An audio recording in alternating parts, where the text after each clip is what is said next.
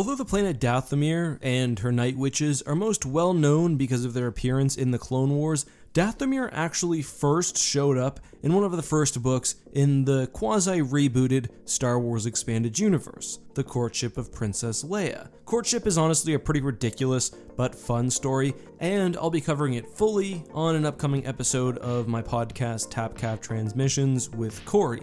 But as a basic overview to set this video up, here are some key takeaways. By this point in the post-Endor period, the New Republic is fighting conflicts on several fronts, but is primarily concerned with the hunt for the Warlord Zsinj, an ex-Imperial who has created a sort of mini-empire and is directly opposing the New Republic.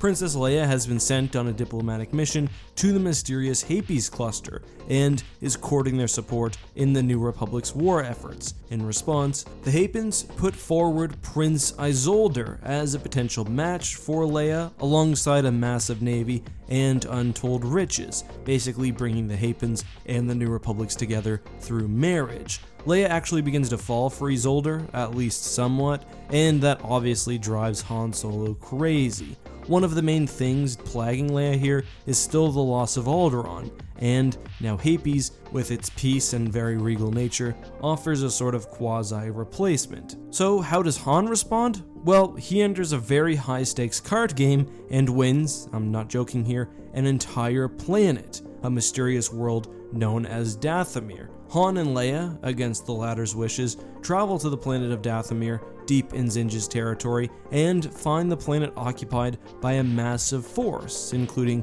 Zsinj's Super Star Destroyer Iron Fist and many orbital facilities. The Falcon is thus forced to land on the planet, and Han and Leia discover that Dathomir is certainly not empty of life, sentient or otherwise. Dathomir is home to not only an Imperial base, but also clans of Force-sensitive witches. The witches were disciples of a Jedi exile on the planet and had developed into distinct tribes. Some, like the Singing Mountain clan, generally served the light side of the Force, though in their own way, basically endeavoring never to use their magic for evil. Others, like the Night Sisters, freely used the dark side, and this is where Palpatine's sphere came in. Gethzerion, the leader of the Night Sisters, and an extraordinarily powerful Force user. But we'll come back to Gethzerion and the Night Sisters in just a second. First, a bit more background. The Empire used Dathomir as a unique and secluded prison. Here's a quote from the book. "Political prisoners?" Han asked. "And conscientious objectors," Leia said. "Politically too valuable to the Empire to lose, and too dangerous to let free and join the rebellion. That's why the Empire imprisoned them here," Luke said, "on a virtually uncharted planet. If they were dangerous felons, they'd be sent to a maximum security facility where the Empire could boast that they'd never escape. But these are people that the Empire wanted simply to disappear." The problem, of course, was that after setting up the prison and putting supplies and personnel down on the planet, the Empire ran into the Night Sisters, and Gethzerion specifically scared Palpatine so much that he scuttled the operation almost entirely.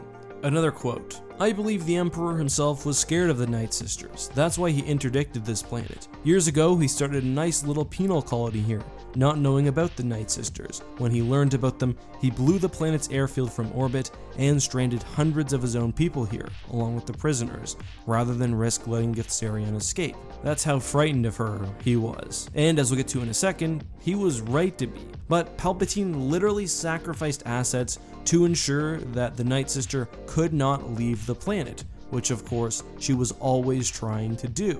But what's more than that, Palpatine also stationed Star Destroyers in orbit around Dathomir, and probably not an insignificant force either. Zsinj was the Grand Moff of the Queliover sector, where Dathomir was, and it's very likely that the ships stationed here formed at least part of his fleet after the Death Star 2's destruction, but he also maintained a defensive guard. Those warships up above us were put there to keep people on this rock as much as to keep them fenced out, and now that Zsinj was in charge, he is still afraid. Dathomir is sometimes called an interdicted planet, though this doesn't seem to actually relate to interdictor technology as we would usually understand it, but just to the sheer amount of force that prevents anyone from entering or exiting. This was for good reason, as Gethzerion was extraordinarily powerful. She was cruel, had no qualms about killing civilians or Imperials, and, as mentioned, desperately wanted off Dathomir and to cause havoc across the galaxy, along with, of course, the Night Sister clan that she commanded. She was essentially unchallenged on Dathomir, and Gethzerion became continually more strong in the Force, preying on lesser clans and Force users. Gethzerion's Force lightning seemed even more powerful than that of Palpatine, bringing Luke to the edge of death with a single blast. In Gethzerion's fury, massive storms were whipped up, and she could force her way into the minds of people even from kilometers away. Probably Gethzerion's most impressive feat, however, was the simultaneous murder of over 100 soldiers, seemingly without effort. And allow me to do you one more favor, Gethzerion whispered, stepping forward, by giving you this. Her eyes opened wide, blazing, and she made a raking motion with her index finger. Beside Han, the general gasped, reached up to hold his temple, then staggered forward a pace. A simple death, Gethzerion cackled. All around Han, 100 stormtroopers crumbled simultaneously, some of them staggering a step or two, some firing blaster rifles in the air so that Han instinctively ducked. Within 3 seconds, the stormtroopers lay on the ground like drugged birds, unmoving. Han looked up at the carrier, waiting for the gunners in the ship to open fire. Nothing happened. The ship remained deathly still.